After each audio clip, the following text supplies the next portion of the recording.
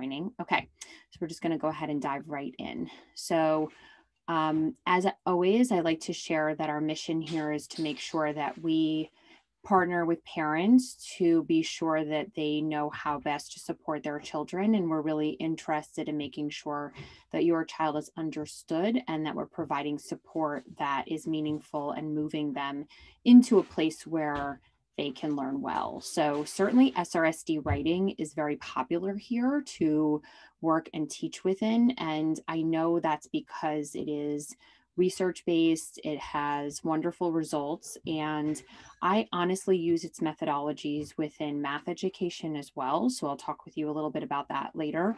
And it can be used with students who also have executive functioning challenges, which I think is also a very important piece of this program too.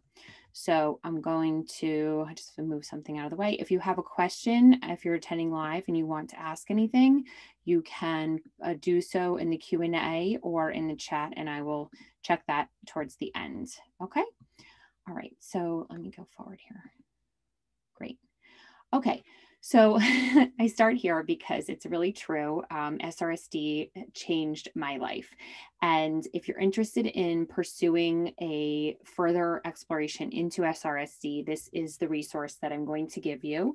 It is Think SRSD, and the program there develops materials as well as professional development for teachers.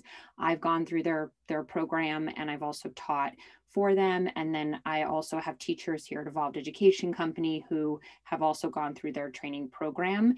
And if you're interested at all in learning more about the impact that this organization is making in the States and everywhere in education, please definitely check them out. I like to tell a little story here where I was sitting in a professional development class a couple years ago at Eunice, and Pooja Patel was teaching the SRSD writing class. And I had brought a couple of our team members with us, and we were sitting there, and Pooja was explaining the format, or really the routines that I'm going to show you in a few minutes. And I remember at lunch break, I texted one of my teacher friends and I said this very line. I said, well, I'm not teaching writing the same way anymore. I am now a changed person. I will always use this framework when I teach writing from now on. And I went into my tutoring lessons that afternoon and literally changed the way that I was moving through that work with my students. That's how powerful it is, and how it really helps not only a teacher to move differently through this process of teaching writing, but also it's so impactful for students too. So one of the things I'll just tell you about SRSD writing is that you can teach it in almost like a boot camp kind of way outside of the classroom. So the students can learn all of the different areas of it and routines of it, and then they can enact it within their writing that they do in school. And it's really a format that you can teach that's transferable. It won't confuse them. It's really very impactful. So I think it's something that I have had all of my own children go through this training. I really urge it to be a part of your child's journey in writing. As I mentioned earlier, the reason that writing is also sort of undertaught, that was our last week's topic, is really because most teachers don't learn how to teach it. And so again, where I feel like, so I'll sort of be on my soapbox for a second here, but I really feel like teachers need to learn how to teach writing. And it's often underemphasized in higher education. And so if you're a parent watching and you notice, oh, my child doesn't really know how to do this, it's probably because of that to some degree, right? They haven't actually been taught how to do this. So we know that writing is complex. We know that it's very important. We know that it changes the world, because there's no better way for a person to really share what comes out of their brain to the world. And we as parents can actually show our children some evidence of children who have written, who have impacted the world, right? We just watched a presidential election in which a child wrote a poem and was able to share that with the world, right? And so we can show them evidence of this happening. And therefore, it is important that we really invest in our writers and invest in their ability to write. And I really can't emphasize it enough.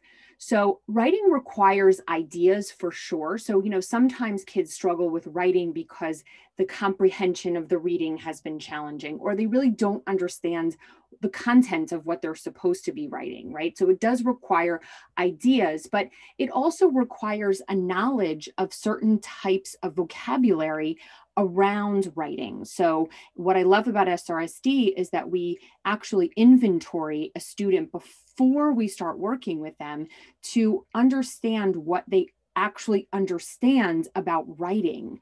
And we get that information first, and then we enact these routines and the teaching, and then we take another assessment later to see the progress that happens, right?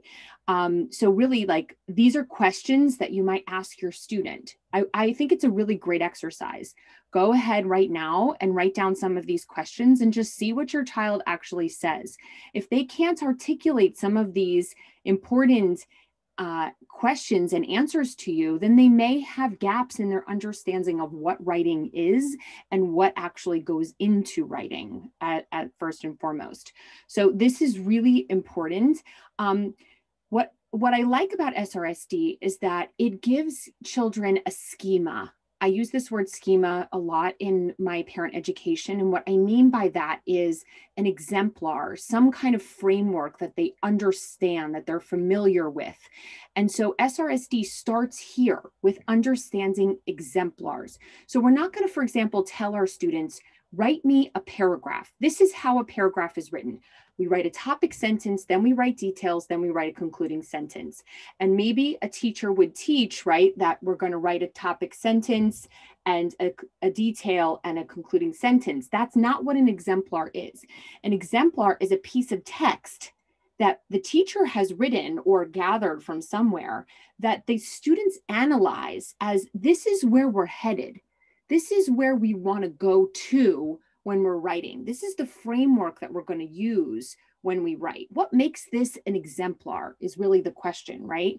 And so when we do that for kids, it's life-changing. I mean, think about yourself as a writer, right?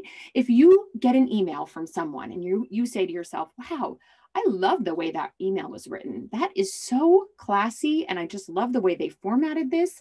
You might take it and make it your own, as in you might take that framework and implement it in your own communications, right?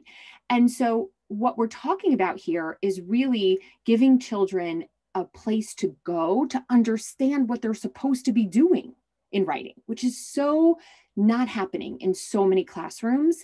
And it's not happening because the teachers often don't know any better. They haven't been through this training. They don't understand that this is part of the research that shows how students learn writing well, right?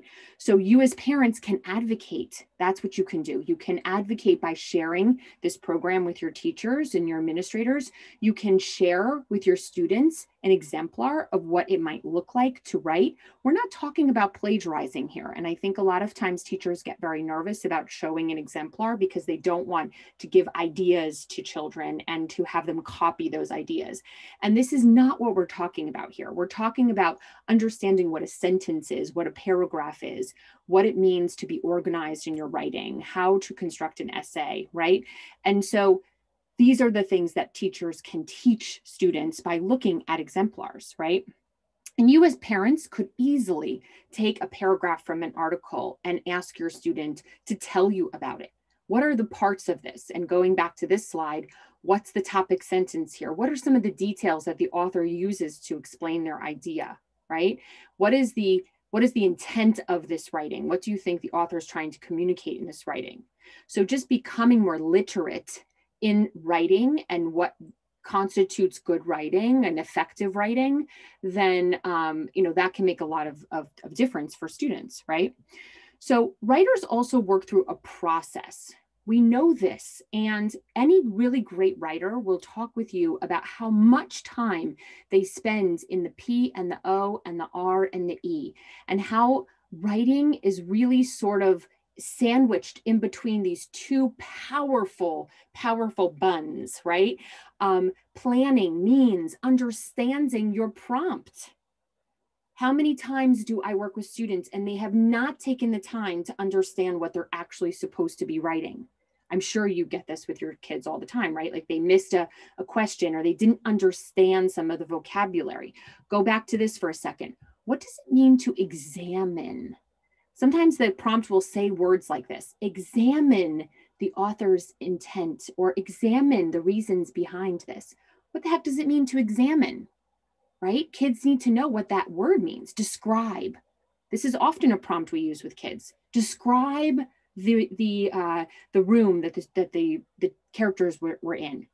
What does that mean to describe? It means tell me what you see, tell me what you hear, tell me what you feel. All of a sudden now the kids are like, oh yeah, I could do that. Got it. I know what that means. So you want to build their literacy around the prompts in this planning stage. We do something called a do what, right? I'm not getting into all the teacher specifics here of SRSD in case you're wondering if you're a teacher here listening. But, for parents, you guys have to know that the do what here, do is sort of the verb, right? So if you have describe, explain, list, okay, all of these words mean we need to produce something. What is that? What does that look like, right? And we give kids exemplars to understand these things. Then we organize. Now, the organization that I see happening often tires kids out. They hate it because it feels like they're doing the organize and the write one, and then they're copying it all over in the right. And that's not really what organize is supposed to be. It's supposed to be an order. It's supposed to be an intent for how you're going to communicate your ideas.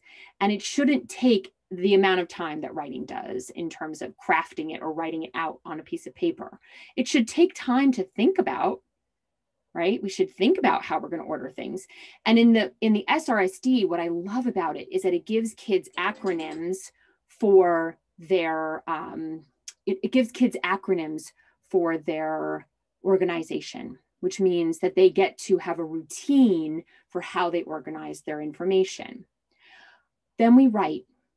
And we write with ease now because we have a plan and we're organized, but we're not going to pay attention to how effective we're communicating right now or the precision of it. That happens in revision and editing. And revision happens first, and there are specific things we do when we revise. And this is where the customization comes in for your kid.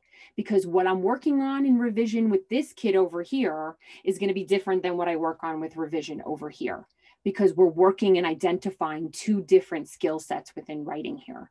So sometimes some kids need to work on repetition. They're repeating themselves in writing all the time. So that's our focus. And we want to have them go through and identify when they're repeating and fix that up. Ultimately, the goal is to take that which is usually on that revising list and make it just in their brains as something they do when they write. But we sometimes have to teach them first, and we have to work them through that process. And some kids can work through 3 revision goals, and other kids can only do 1. And that's okay. But we have to really be curious as teachers and parents as to what a kid can handle in this process. Now, when kids actually learn about POWRE, this is the acronym, the funny thing is they usually resist doing the planning and organizing and revising and editing because they want to get the writing done in the night before it's due.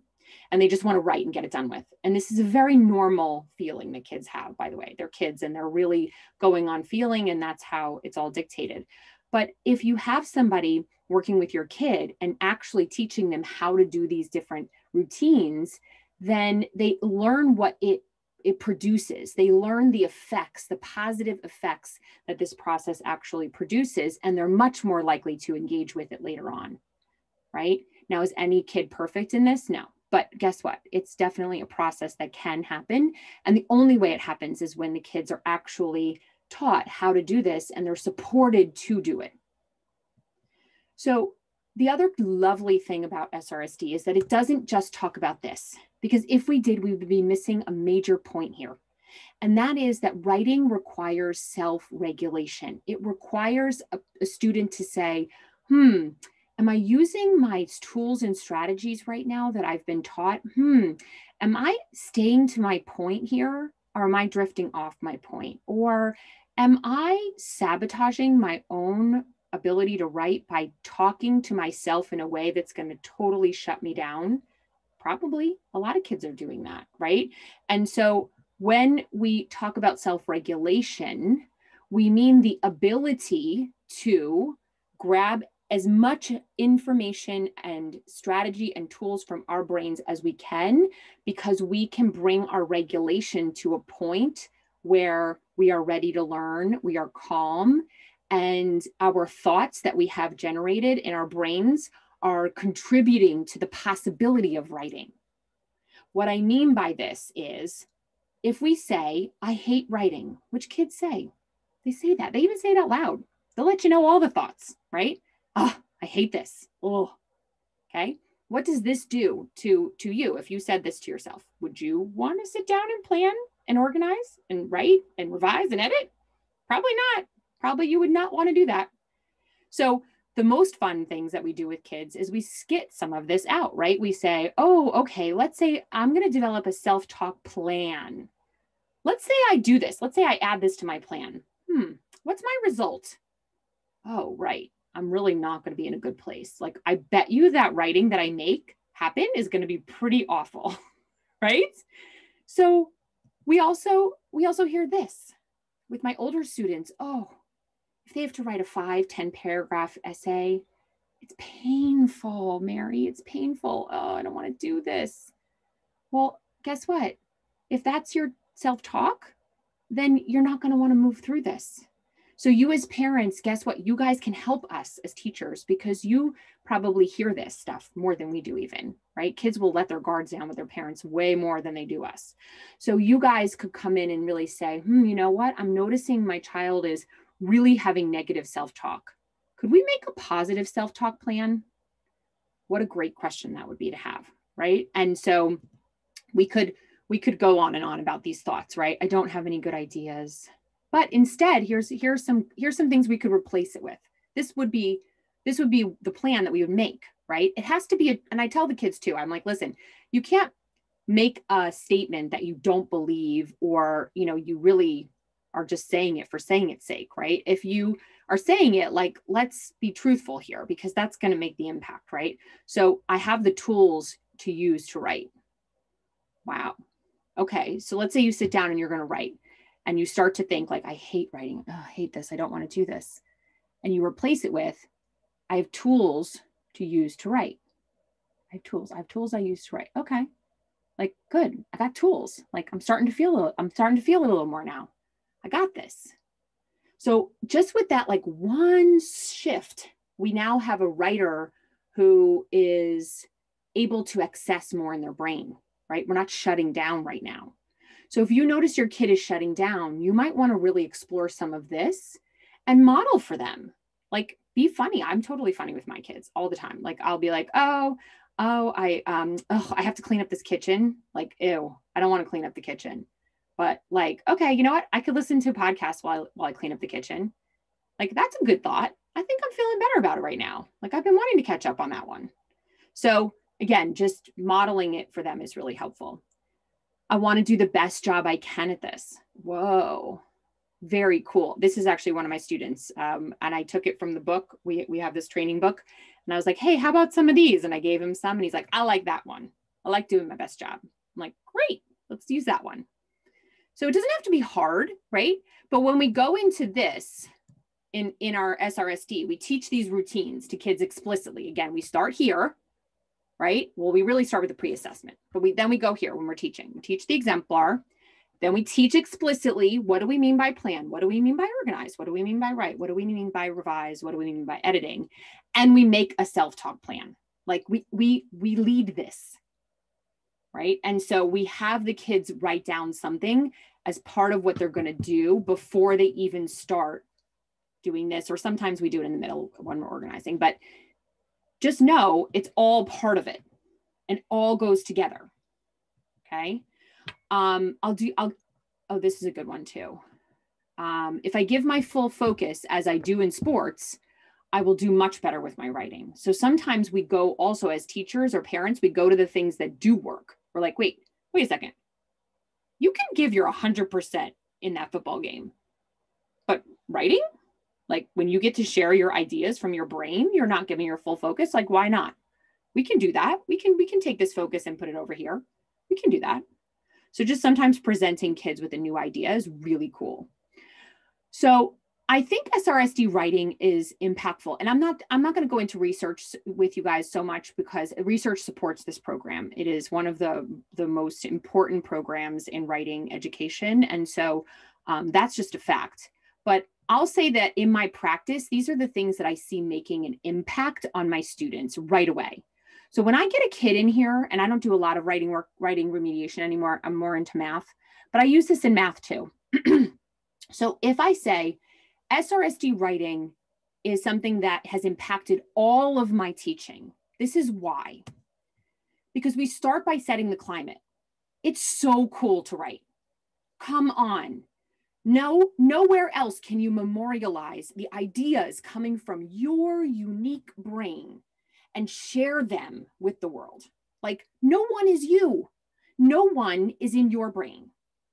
So you get to actually do that. And then we show them kids who've done that. We show them videos of kids who have actually done these things. And with math, I say it all the time too. I say, gosh, if you work your brain out in this way, think of how much stronger it's going to be when you're in college. If you can learn how to think in part to whole relationships, and you can learn how to find proportions and equal equivalencies, wow, think about how impactful that's going to be for you. So setting that climate is always hugely important. The pre-assessments are important. I do pre-assessments with a lot of the math kids too, and I'll ask them like how they feel about math. What is it that is their experience in some of the vocabulary that I know they need to know. And so in writing, we have this writing sample that we do, but that's not it. We also have a questionnaire that we give them so that they can learn, so we can learn sort of how they're starting off with us. And we can monitor their self-talk, their feelings about it, and their sort of underlying knowledge of some of that key vocabulary and concepts. The routines are so huge. So the whole methodology is taught with routines. And you know already as parents how amazing that is for kids, right? So when they have routines, they are able to move through their work in such a more more impactful way, right? So what I love about SRSD is that it gives kids these acronyms at various points, like within that POW-RAY. In writing, we use something called TIDE, and TIDE is basically a paragraph structure. It's topic, sentence, important evidence, and then detailed explanation, and then your concluding or ending sentence. And so it gives kids that framework to communicate in a way that we need to when we're writing about academic topics. We can also use an acronym for narrative writing to give them that organization that they need to have built into their brain. Are they always going to use it? No, because we'll release some of those acronyms as it becomes routines in their own brains, but we teach it initially. And then we've got this self-regulation piece, which just really blows everything up in my mind. So when kids are able to talk with themselves with intention and understanding the power of their thoughts. I don't know if any of you guys know Brooke Castillo. So I do a lot of growth work of my own in my own development. I know that's shocking, right? But it's probably not shocking to most people who are in my world. But essentially, I love growing and I love learning. And so I got turned on to this podcast through a friend of mine. And I've since kind of gone through other teachers of hers, but she does this thing called the thought model. And it's so right on, right? It's like your thoughts kind of trigger everything, right? They trigger your feelings, they trigger your actions, they trigger your results. And so if we can get kids to start paying attention to that at an early age as they're learning to write, I mean, how amazing is that? They have now this lifelong learning skill, which I think is very cool. I also love this because I learned this as a teacher. This is something I actually did learn in my, my teacher training, but the I do, we do, you do. So, this is also what parents do sometimes, right? Like we model what we do. Sometimes we model incorrectly. we lose our minds, and then the children kind of follow, and we're like, oh yeah, I did do that. Sorry. So the I do, right? And then the we do together, and then the you do. And so there's this gradual release in this writing teaching that is really following this methodology in a lot of ways. So I just think it's so helpful. So this is sort of a bad slide. I'm sorry if Leslie is ever watching. She'll be like, oh, Mary, I wish you would have gotten a better slide of that. But listen, there's a lot going on here. So I had to just put this, I had to put this together, or wasn't getting together. Let's just be honest. So this is really this is taken from the Think SRSD training workbook. And you can see now what I've just talked about in sort of visual, right? So we've got our exemplars, then we've got this plan, organize, revise, edit, self-talk. Then we have this sort of gradual empowerment that teachers work within, which is like think alouds, collaborative work that we do. And then there's this goal setting piece. And I use this goal setting here and the feedback in all that I do with kids. So I always make them go and look at their feedback and set goals for themselves and continue to level themselves up within their actual work that they're doing in writing, right? And so I mean, you can see this model is just beautiful, beautiful. And if it really, connects to you, you should definitely, and if you're an educator watching, you should sign up for one of those trainings, because even if you're not a writing teacher, I promise you get something out of it. So what can you do if you're watching this right now and you're like, wow, that sounds amazing. Like, I need to get my kid to do that. I need to get my kid in and learn this SRSD stuff. Well, that's what you can do here. So we have, a program here of private tutoring. We always customize everything. So it's one-to-one, and we would teach your child all of the routines. We do a pre-assessment, teaching them the routines, and then work with them on writing and do exactly what this model is showing really in the work that we do. Sometimes we do the boot camp just up front, and then we work with kids during the school year within any area of their writing that they're working within. Then we can reference back to what we laid out in the boot camp. Other times kids are coming in and just getting this down. Some schools are using this. So if you're transferring into a school, I know, for example, we did a student was transferring into a school that uses SRSD, and they came in just to learn the whole framework before the child got into the school, which I know really helped. So any of those things we can do with your child.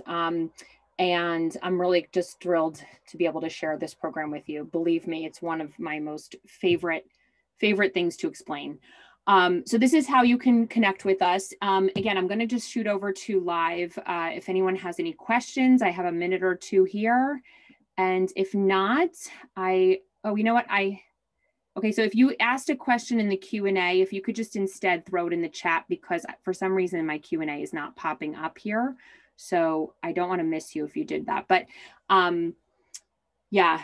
Oh, someone just did the Q&A. Okay, so question would just be, what age can you start this? And I would just say, well, kids are actually using this at the 1st and 2nd grade levels. It's actually researched and implemented for actually elementary school students. So really anywhere along the continuum of when you write is completely fine. I've worked on it with mostly in my practice, because I work with most of the upper middle school kids, like 8th, 9th grade or so. It's impactful. It's equally impactful for our youngest kids. It's, we have a K assessment basically that we can use. And so it goes all the way from K forward. I hope that helps. All right, great. Okay, well, thanks so much for joining. And next week's talk is on Writing Revolution, which is a program that is implemented in a lot of schools. And Becky Reback will be giving that particular talk to share with you all of those tools that your kid can learn in that area. All right, thanks so much, guys. Talk to you soon. Have a great Tuesday.